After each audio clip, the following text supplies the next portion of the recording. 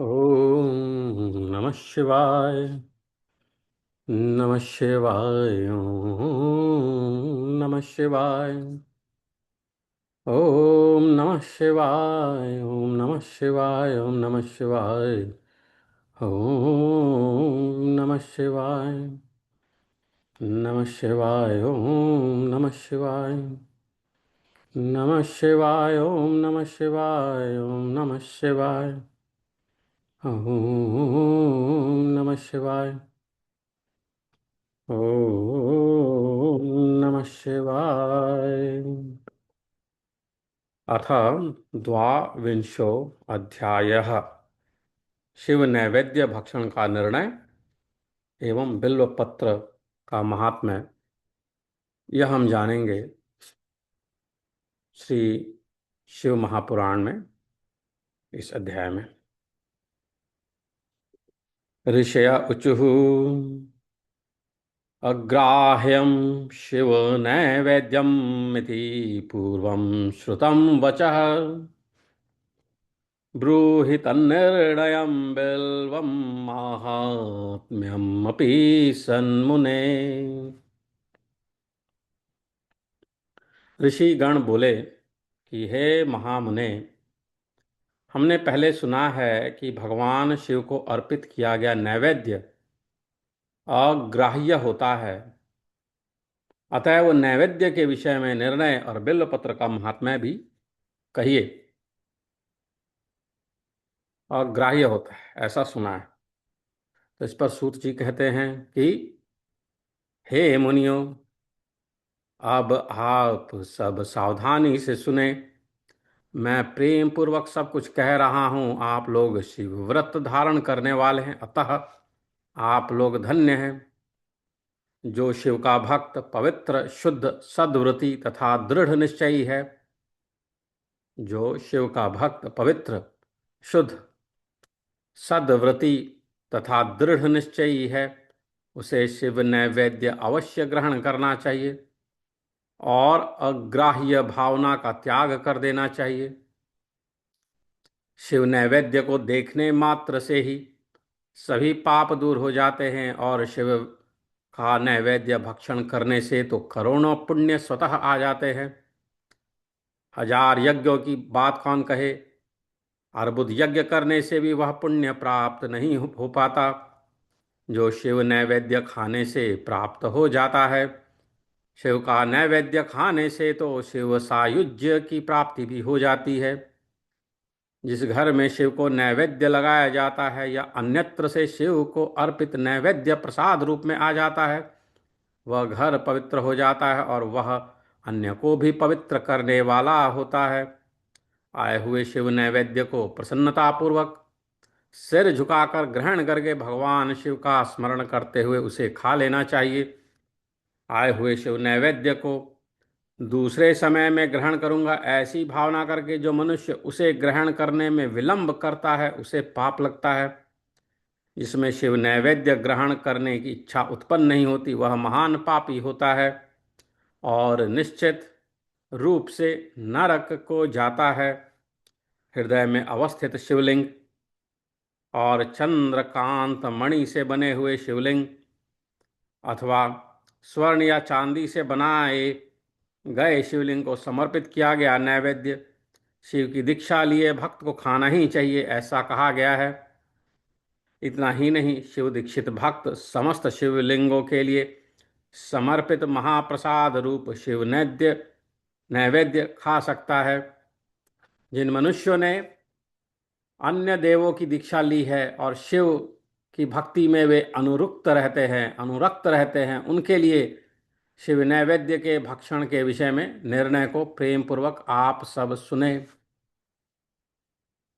शृणुध्वं मुनयः सर्वे सावधानतयाधुना सर्वं वदामि सम्प्रीत्या धन्या यूयं शिवव्रताः। शिवभक्तः शुचिः शुद्धः सद्व्रती दृढनिश्चयः भक्षयेच्छेव नैवेद्यं त्यजेदग्राह्यभावनाम्। दृष्ट्वापि शिवनैवेद्यं यान्ति पापानि दूरतः।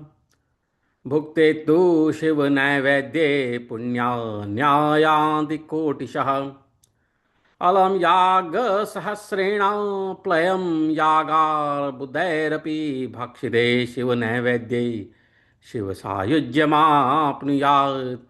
यदग्रहे शिवनैवेद्यप्रचारोऽपि प्रजायते तदा गृहं पावनं सर्वं मन्यपावनकारणम्।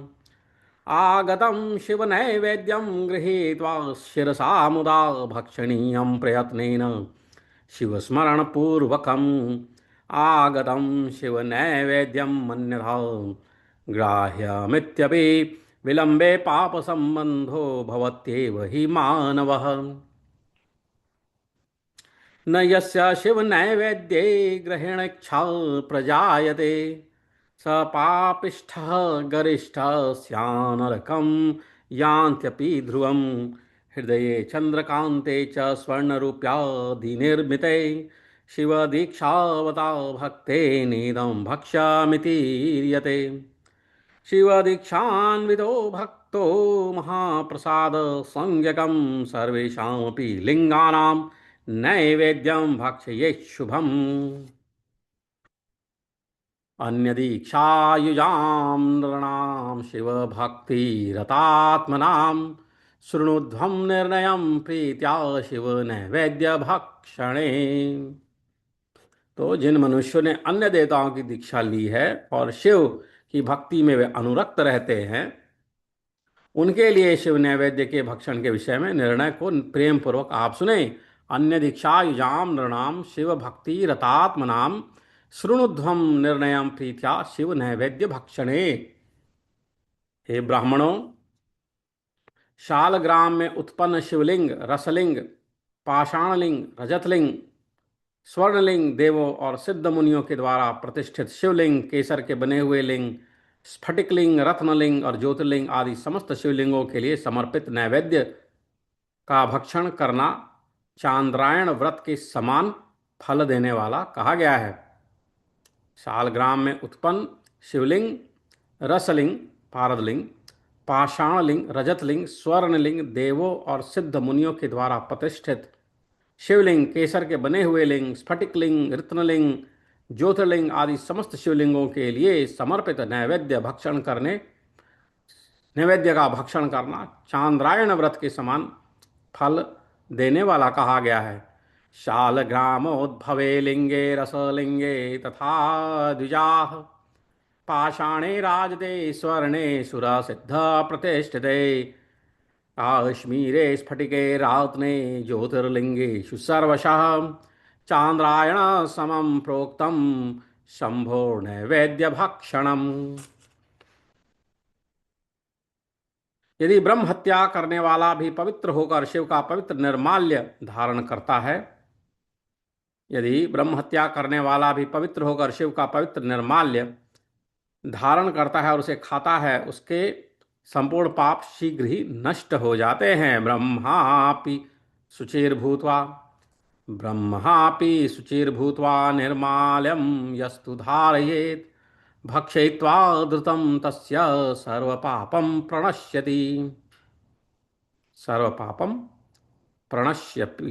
प्रणश्यति। जहाँ चंड का अधिकार हो वहाँ शिवलिंग के लिए समर्पित नैवेद्य का भक्षण मनुष्यों को नहीं करना चाहिए। जहाँ चंड का अधिकार हो वहाँ शिवलिंग के लिए समर्पित नैवेद्य का भक्षण मनुष्य को नहीं करना चाहिए। जहाँ चंड का अधिकार ना हो वहाँ भक्तिपूर्वक भक्षण करना चाहिए। चंडाधिकारी यत्रास्ति तद भोक्तव्यम न मानवैः चंडाधिकारिनो यत्र भोक्तव्यम तच्च भक्तितः। चंडाधिकारो यत्रास्ति तद भोक्तव्यम न मानवैः चंडाधिकारिनो यत्र भोक्तव्यम तच्च भक्तितः। बाणलिंग, लोहलिंग, सिंहलिंग, सिद्धलिंग, स्वयंभूलिंग और अन्य समस्त प्रतिमाओं में चंड का अधिकार नहीं होता है। बाणलिंगे च लौहे च सिद्धे लिंगे स्वयंभुवि प्रतिमासु सर्वासु च न चंडोधिकृतो भवेत्। जो विधि पूर्वक शिवलिंग को स्नान कराकर उस स्नान जल को 3 बार पीता है, उसके समस्त पाप शीघ्र ही नष्ट हो जाते हैं। स्नापयित्वा विधानेन यो लिङ्गस्नापनोदकं त्रिपिबेत् त्रिविधं पापं तस्येहासु विनिश्यति। जो विधि पूर्वक शिवलिंग को स्नान कराकर उस स्नान जल को 3 बार पीता है, उसके समस्त पाप शीघ्र ही नष्ट हो जाते हैं। चंड के द्वारा अधिकृत होने के कारण अग्राह्य शिव नैवेद्य पत्र पुष्प फल और जल, यह सब शालग्राम शिला के स्पर्श से पवित्र हो जाता है। अग्राह्यम शिव नैवेद्यम पत्रम पुष्पम फलम जलम शालग्राम शिला संगात सर्वम याति पवित्रताम। हे मुनीश्वरों, शिवलिंग के ऊपर जो भी द्रव्य चढ़ाया जाता है वह अग्राह्य है। शिवलिंग के ऊपर जो भी द्रव्य चढ़ाया जाता है वह अग्राह्य है, और जो लिंग के स्पर्श से बाहर है उसे अत्यंत पवित्र जानना चाहिए। लिंगोपि च यद द्रव्यम तद्ग्राह्यम मुनीश्वराः सुपवित्रं च तज्ज्ञेयं य लिंग स्पर्श बाह्यतः। हे मुनि श्रेष्ठों, इस प्रकार मैंने शिव नैवेद्य का निर्णय कह दिया। अब आप सब सावधानी से बिल्व पत्र के महात्म्य का आदरपूर्वक सुने। नैवेद्य निर्णय प्रोक्ता इत्थम वो मुनि सक्तमा शृणुध्वम बिल्व माहात्म्यम सावधान तयादरात्।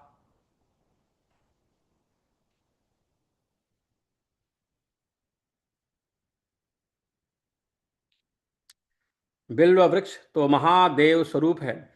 बिल्व का पेड़, बिल्व वृक्ष महादेव स्वरूप है। देवों के द्वारा भी इसकी स्तुति की गई है। अतः जिस किसी प्रकार से उसकी महिमा को कैसे जाना जा सकता है। महादेवा स्वरूपोऽयं महादेवो स्वरूपोऽयं बिल्वो दैवैरपि स्तुतः यथा कथयञ्चते तस्य महिमा ज्ञायते कथम। महिमा ज्ञायते कथम।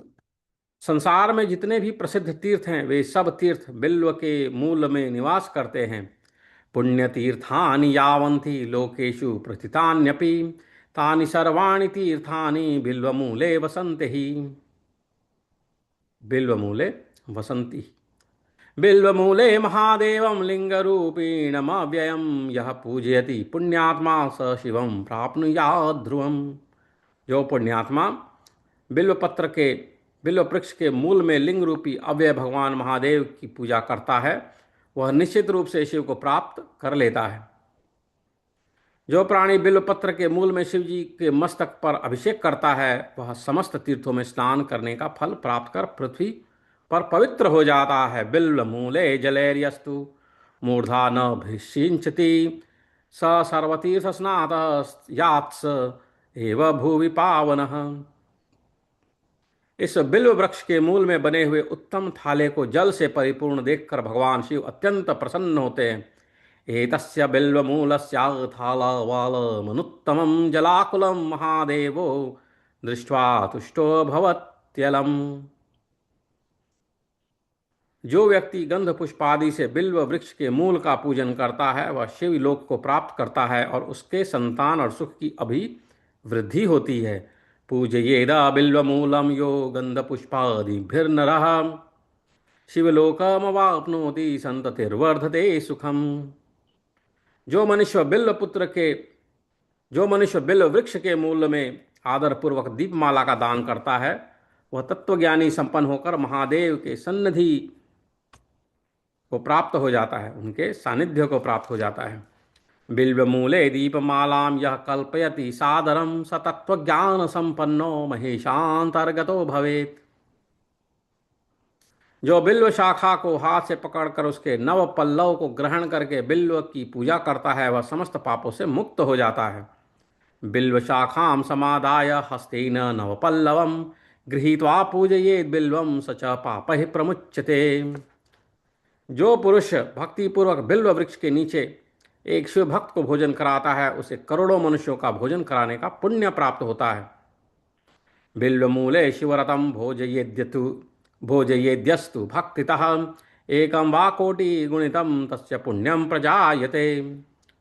जो बिल्व वृक्ष के नीचे दूध और घी से युक्त अन्न शिव भक्त को प्रदान करता है वह दरिद्र नहीं रह जाता है। बिल्वमूले क्षीरयुक्तम् अन्नमाजेन संयुतं यो दद्याशिव भक्ताय स दरिद्रो न जायते। हे ब्राह्मणों, इस प्रकार मैंने सांगोपांग शिवलिंग के पूजन विधान को कह दिया है। इसमें भी प्रवृत्तों और निवृत्तों के लिए भेद है। सांगोपांगमिति प्रोक्तम शिवलिंग प्रपूजनम प्रवक् प्रवृत्तानां निवृत्तानां भेद तो द्विविधम द्विजा। प्रवृत्ति मार्गियों के लिए पीठ पूजा इस भूतल पर संपूर्ण अभिष्ट वस्तुओं को देने वाली होती है। प्रवृत्तानाम पीठ पूजा सर्वभिष्ट प्रदा भुवि। प्रवृत्त पुरुष को चाहिए कि सुपात्र गुरु आदि के द्वारा ही सारी पूजा संपन्न कराए। पात्रेण एव प्रवृत्तस्तु सर्व पूजाम समाचरेत। शिवलिंग का अभिषेक करने के पश्चात अगहनी अन्न से नैवेद्य लगाना चाहिए। पूजा के अंत में उस शिवलिंग को किसी शुद्ध पुट डिब्बे में रख देना चाहिए अथवा किसी दूसरे शुद्ध घर में स्थापित कर देना चाहिए। निवृत्ति मार्गी उपासकों के लिए हाथ पर ही शिव पूजन का विधान है। उन्हें भिक्षा आदि से प्राप्त अपने भोजन को ही नैवेद्य रूप में अर्पित करना चाहिए। निवृत्ति मार्गियों के लिए परात पर सूक्ष्म लिंग ही श्रेष्ठ बताया गया है। उन्हें चाहिए कि विभूति से ही पूजा करे, विभूति का ही नैवेद्य शिव को प्रदान करे। पूजा करने के पश्चात उस विभूति स्वरूप लिंग को सिर पर सदा धारण करना चाहिए। नैवेद्यमाभिषेकान्ते शालिन्येन समाचरेत्। पूजान्ते स्थापये लिंगम पुटे शुद्धे पथग्रहे। कर पूजा निवृत्तानां स्वभोज्यं तु निवेदये निवृत्तानां परं सूक्ष्मं लिंगमेव विशस्यते। विभूत्याभ्यर्चनं कुर्याद् विभूतिं च निवेदयेत्। पूजां कृत्वा तथा लिंगं शिरसा धारयेत् सदा। इति श्री शिव महापुराणे प्रथमायां विद्वेश्वर संहितायां साध्य साधन खंडे शिव नैवेद्य वर्णन नाम विंशो अध्यायः। इस प्रकार श्री शिव महापुराण के अंतर्गत प्रथम विद्वेश्वर संहिता के साध्य साधन खंड में शिव नैवेद्य वर्णन नामक 22वां अध्याय पूर्ण हुआ।